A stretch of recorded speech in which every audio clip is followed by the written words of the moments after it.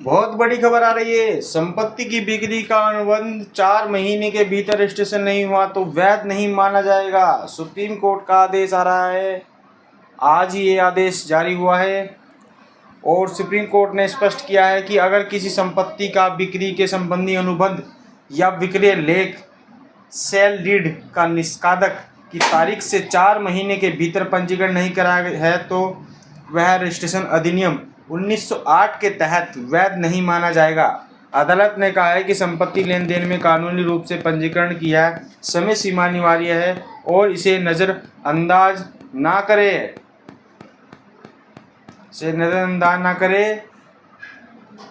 Registration अधिनियम के कानून प्रावधान न्यायमूर्ति सुधांशु धूलिया और न्यायमूर्ति के विनोद चंद्रक की पीठ ने रजिस्ट्रेशन अधिनियम 1908 धारा 23 और 34 का हवाला देते हुए कहा है कि कोई भी दस्तावेज जो अचल संपत्ति के संबंधित अधिकार, स्वामित्व एवं हित के निर्माण करता है उनका पंजीकरण अनिवार्य है और इसे निष्पादक की तिथि से 4 महीने के भीतर कराना होगा।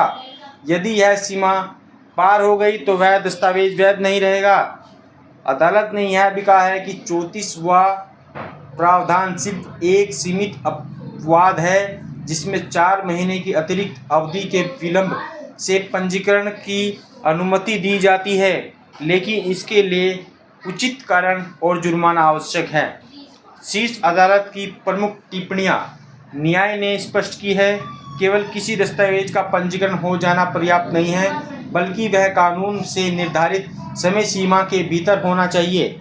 देरी से या वर्षों के बाद किसी भी पंजीकरण की संपत्ति का वैध हस्तांतरण नहीं होगा। बिना पंजीकरण की बिक्री अनुबंध केवल अनुबंध होते ही उनके स्वामित्व नहीं मिलेगा। न्याय ने कहा 1982 का अनुबंध जिसे वह बाद में प्रमाणित किया गया पंजीकरण नहीं किया गया था, वह केवल एक आधार से वैध हो सकता है कि बाद में इसे किसी प्रक्रिया से पुष्टि कर दी गई।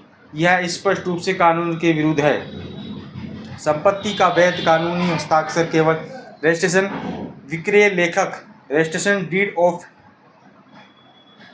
कन्वेंस द्वारा ही किया जा सकता है। जीपीए बिक्री समझौता वसीयत के माध्यम से किया गया लेन देन संपत्ति की स्वामित्व नहीं देता।